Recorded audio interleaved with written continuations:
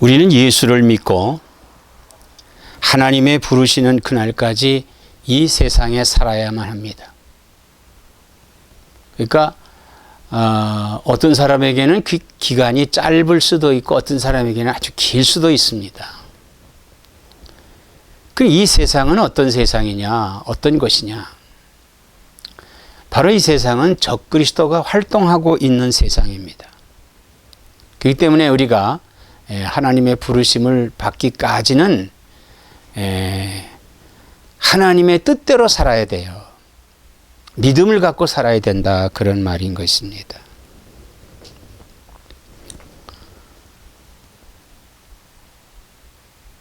오늘 사도 요한은 2장 1절에 나의 자녀들아 내가 이것을 너에게 쓰면 너희로 죄를 범하지 않게 하려 함이라. 죄를 범하지 말라는 얘기예요. 죄를 범하지 말라. 즉 이 요한 서신을 쓰게 된 것은 죄를 범하지 않게 하기 위해서 이 말씀을 쓰게 된 것입니다. 그 죄라는 것은 하나님의 뜻에 어긋나는 모든 것을 가리켜서 죄라고 그래요. 그래서 헬라어로 하마르티아라고 합니다. 하마르티아. 즉 이것은 관역을 벗어나다라는 뜻인데, 이 관역을 벗어나다. 그러니까 관역을 향해서 날아가던 화살이 그 관역에서 벗어나는 것을 가리키는 것이죠. 그래서 이는 하나님을 향한 가다가 불신앙으로 빠져나가고 또 불신앙으로 말미암아서 오는 도덕과 윤리적인 타락, 이런 모든 것들이 죄라는 것입니다. 죄라는 거예요. 근데 이 죄라는 것을 우리가 이 죄 때문에 세상이 죄악 중에서 태어났어요, 사실. 이 세상은 죄가 있단 말입니다. 근데 예수님이 이 땅에 오셔서 우리 가운데 오셔서 우리 죄를 사해 주시기 위해서 우리 대신 십자가에서 대속하셨어요. 대속하셨다. 그러면 이 죄가 없어진 건 아니에요. 죄가 우리 가운데 없어진 건 아닙니다. 왜? 우리 주님이 대신 속량하셨기 때문에 우리한테는 아직도 그 죄가 남아 있어요. 그렇기 때문에 우리가 하나님 뜻대로 살아야 된다는 거예요. 믿음을 갖고 살아야 된다고 하는 것입니다. 그런데 우리 죄를 다 이렇게 대속해 주셨는데도 불구하고 우리 인간은 그 인간적인 약점과 한계가 있어요. 인간적인 약점과 한계가 있기 때문에 그만 어떤 때는 죄를 지을 때가 있습니다. 죄를 지을 때가 있어요. 그러면은 그 죄를 깨닫는 그 자신이 내가 얼마나 낙심하고 낭망합니까? 낭망해요. 야, 내가 또 죄를 졌구나. 주여, 어떻게 하면 좋습니까? 나는 왜 이렇게 약합니까? 그 죄를 회개하고 고백하고 발버둥 치면은 그러면은 사심 얻는데 그만 낙심함으로 인해서 돌이킬 수가 있다 이거예요. 하나님은 나 같은 사람은 아마 사랑하지 않을 거야. 나는 버리셨을 거야. 이렇게 생각할 수가 있다 이 말입니다. 그래서 오늘 사도 요한은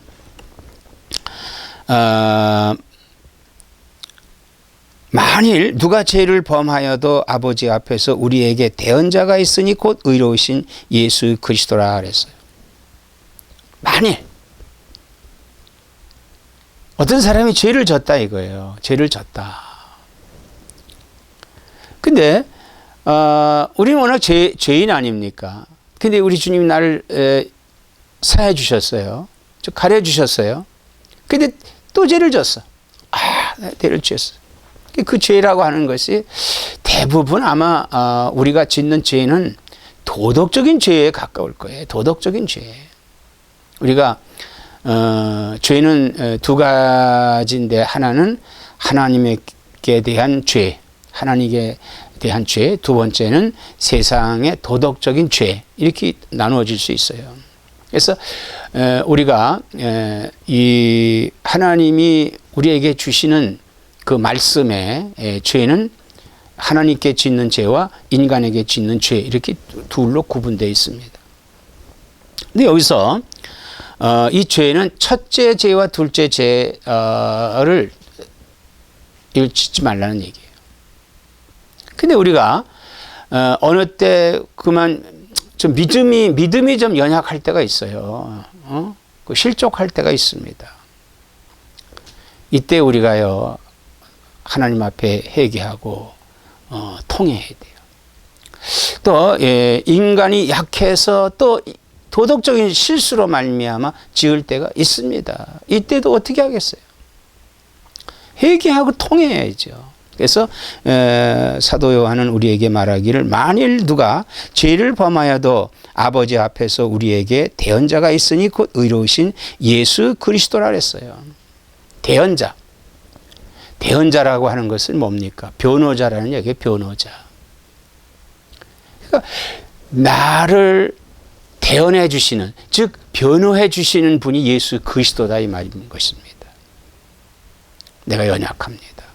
그래서 내가 주님께 간절히 간구하고 기도할 때 예수 그리스도께서 하나님 아버지 앞에 나를 보호해 주신다, 변호해 주신다는 얘기예요. 그러므로 우리 이렇게 대언자가 계시는, 즉 변호자가 계시는데, 그럼 우리는 그냥 마음 놓고 또 죄를 지면은 또 보호해 주시고 뭐 이럴 테니까 뭐 짓자. 그것은 고의적인 죄입니다. 그건 사함받지 못해요. 고의적으로 짓는 죄는 사함을 받을 수가 없습니다. 고의적으로 짓는 죄는 사함을 받을 수가 없는 거예요. 즉 이 세상에서 우리가 하나님 앞에 죄를 지을 때 우리가 몇 가지 사함 받지 못하는 죄가 있어요. 어떤 거냐? 주님을 부인하는 죄는 사함 받을 수가 없습니다. 배교하는 죄는요, 사함 받을 수가 없어요. 그래서 이단자들은요, 사함 받을 수가 없습니다.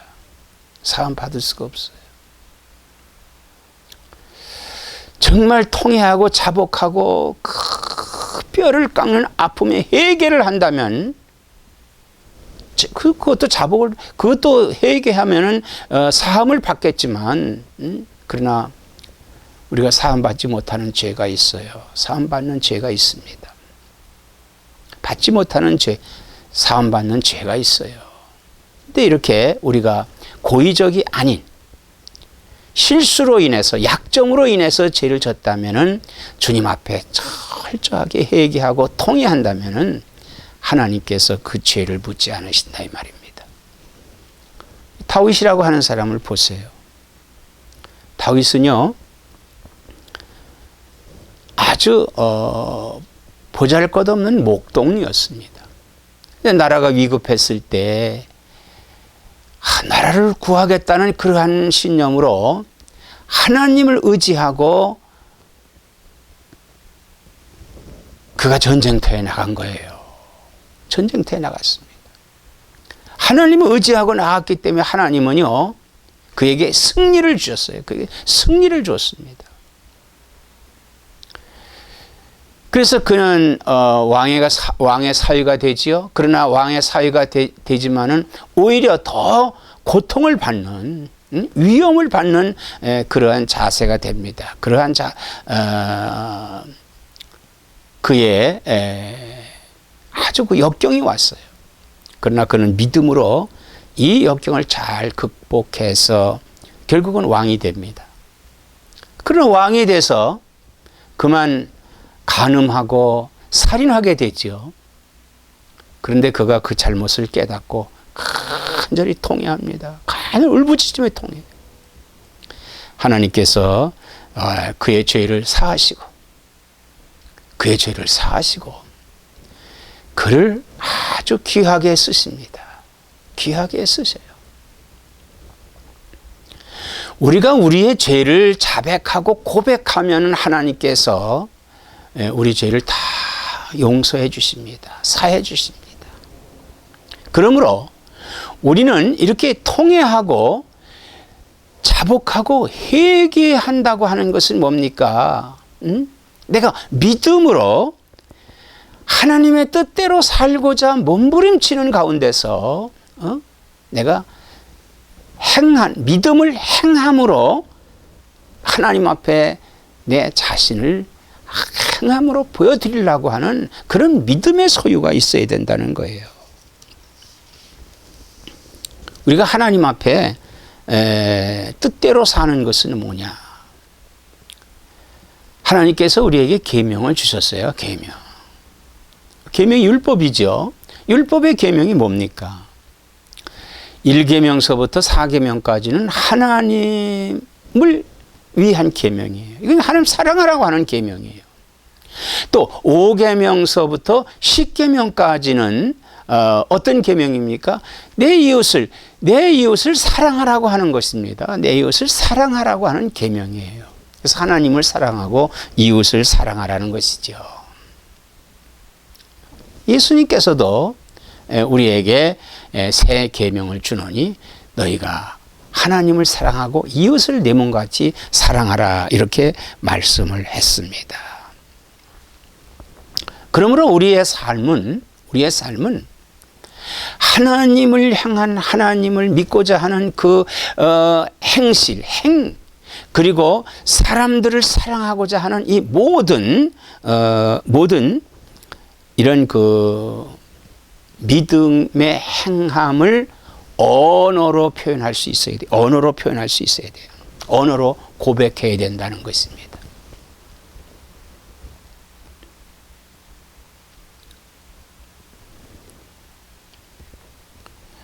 그런데 이렇게 사도 요한이 그 계명에 대해서 말하는 것은 이것은 이미 구약 성경에 나타난 말씀이에요. 구약 성경에 나타난 말씀입니다.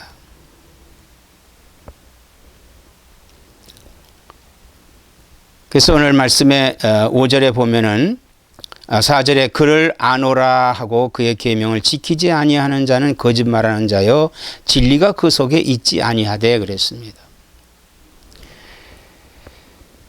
그를 아노라 하고 즉 예수를 안다고 하고 계명을 지키지 아니하는 자는 거짓말하는 자다. 거짓말하는 자다.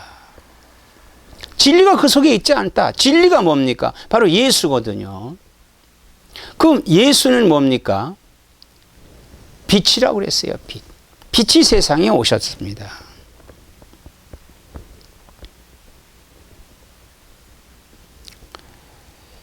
오절에 누구든지 그의 말씀을 지키는 자는 하나님의 사랑이 참으로 그 속에서 온전하게 되었나니 이로써 우리가 그의 안에 있는 줄을 아노라 그랬습니다. 말씀을 지키는 자. 우리가 말씀을 지킨다고 하는 것은요, 유대인들은 안식일을 그냥 아주 지키고, 율법대로 사는 것이 그게 말씀을 지키는 걸로 알고 있습니다만은 우리에게 요구하시는 하나님께서 요구하시는 것은 하나님의 뜻대로 사는 것은 바로 뭐냐 하면요. 그의 계명을 지키는 건데 그의 계명은 뭐예요? 사랑입니다. 사랑. 하나님을 사랑하고 이웃을 사랑하는 계명이에요. 그런데 누구든지 그의 말씀을 지키는 자는 하나님의 사랑이 참으로 그 속에 있지만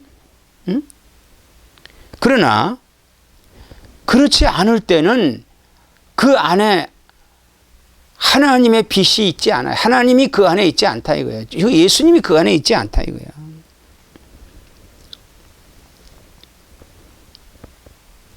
사랑하는 자들아 내가 새 계명을 너희에게 쓰는 것이 아니라 너희가 처음부터 가진 옛 계명이니 이 옛 계명은 너희가 들은 바 하나님 말씀이거니와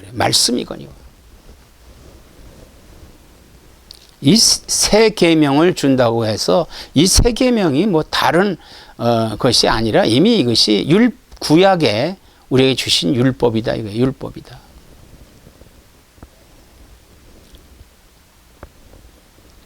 이 옛 계명은 너희가 이미 들은 바 말씀이거니와 8절에 다시 내가 너희에게 새 계명을 쓰노니 그에게와 너희에게도 참된 것이라. 이는 어둠이 지나가고 참빛이 벌써 비침이니라. 그래서 참빛이 벌써 비쳤다.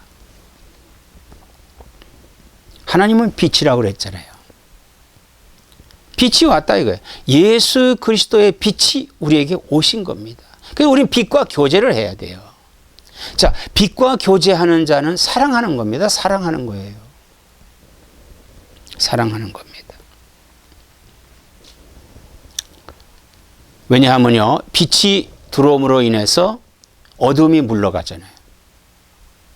어둠이 물러갑니다. 근데 여기 이 빛이라고 하는 것은 어떤 빛이냐? 하나님께서 창조하실 때 첫째 날 창조하신 빛입니다. 이 빛을 우리가 어떻게 표현할지 그 표현하는 방법이 여러 가지입니다. 하나님의 빛이다. 또 은혜의 빛이다. 뭐 이렇게 생각할 수가 있어요. 그래서 이 빛이 있음으로 인해서 이 빛이 오심으로 인해서 우리 안에 있던 어두움이 물러갔다 이거예요. 물러갔습니다. 왜 물러가게 됐느냐? 하나님의 은혜예요. 이 은혜의 빛이 오므로 내 안에 있던 두려움과 공포와 증오와 뭐 이런 것들이 다 물러간다 이 말입니다. 그러므로 우리가 예수를 믿음으로 인해서 우리는 이제 두려움은 다 사라졌잖아요. 기쁨이 오는 것이죠. 그리고 형제간 사랑하는 거예요. 서로 사랑하는 것입니다. 그래서 9절에 빛 가운데 있다 하면서 그 형제를 미워하는 자는 지금까지 어둠에 있는 자요 그랬어요. 빛 가운데 있다. 즉 빛과 교제한다고 하면서 즉 예수님을 구주로 영접하고 그리고 그 안에 예수님이 있다고 하면서 어둠 가운데 있다면은 즉 구원의 확신도 없고 또 자신이 지금 예수 믿음으로 인해서 어떤 변화가 일어난 것도 모르고 그저 두려움과 공포와 그리고 미래에 대한 불확실성과 그리고 미워한 마음, 증오하는 마음 이런 것들이 있다면은 어둠에 있는 자라고 그랬어요. 어둠에 있는 자다. 빛과 교제하지 않는다 이거예요. 교제라는 건 뭐예요? 서로 상대성 있는 거 아니겠습니까? 우리가 이 세상의 빛, 전기빛도 스위치를 올리면 탁 켜집니다. 교제예요. 전기가 있어도 거기 전구가 있어야 되지 않습니까? 이 교제입니다. 그러므로 우리 예수 믿는 사람은 예수님과 빛의 교제가 이루어져야만 되는 거예요. 그건 뭐냐면 하나님 뜻대로 사는 거, 하나님 뜻대로 사는 거. 즉 믿음으로 즉 사랑하며 사는 겁니다. 11절에 그의 형제를 미워하는 자는 어둠에 있고 또 어둠에 행하며 갈 곳을 알지 못하나니 이는 그 어둠이 그의 눈을 멀게 하였음이라 그랬습니다.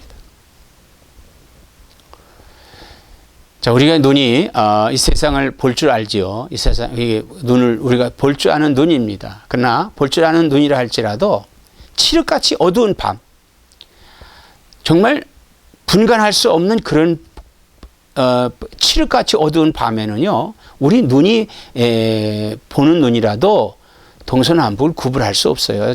뭐가 앞에 있는지 모릅니다. 왜? 여기 보니까 어두운 가운데 있는 것은 그의 눈을 멀게 하였기 때문에 그렇다 이거예요. 그러나 앞을 보지 못하는 분은요, 또 세상 빛이 있어도 그걸 몰라요. 그 눈을 멀게 했기 때문에 그렇습니다. 오늘 우리는요, 이 은혜의 빛, 이 빛과 교제를 하면서 우리는요, 하나님 뜻대로 사는 그런 삶을 살아야만 하는 것입니다. 그러므로 하나님 뜻대로 사는 건 죄를 짓지 않는 거지요. 사랑하는 겁니다. 하나님 사랑하는 것입니다. 이웃을 내 몸과 같이 사랑하는 것입니다. 그러나 우리의 대적자는 적그리스도는 우리를 하나님께서 떼어놓으려 여러 가지 방법으로 갖가지 교활한 방법을 쓰고 있습니다. 세상 풍조에 자꾸 우리가 거기에 넘어가게 하고 있습니다. 세상에 빠지지 말아야 됩니다. 그러므로 우리는 어떻게 이길 수 있겠습니까? 주님을 의지하는, 즉 행하는 믿음으로 주님께 내가 주님을 믿겠다고 하는 그 믿음의 행함, 즉 우리가 열심히 신앙생활을 해야 되는 거예요. 열심히 예배 참석하고 열심히 기도하고 찬송하고 성경 보고 그리고 그 말씀을 따라서 살라고 노력하는 삶이 우리에게 중요하다 이거예요. 바로 이게 교제하는 삶입니다. 주님과 교제하는 삶. 어떤 일이 당했을 때 주님이라면 지금 어떻게 하고 계실까? 어떻게 하셨을까? 주님의 입장을 한번 생각해 보는 겁니다. 주님의 입장 어디에 있습니까? 성경 안에 있습니다. 말씀을 항상 듣고 읽고 그런 사람이 복이 있다고 그랬어요. 아무쪼록 하나님의 뜻대로 사는 나와 여러분 되시기를 주의 이름으로 축원합니다.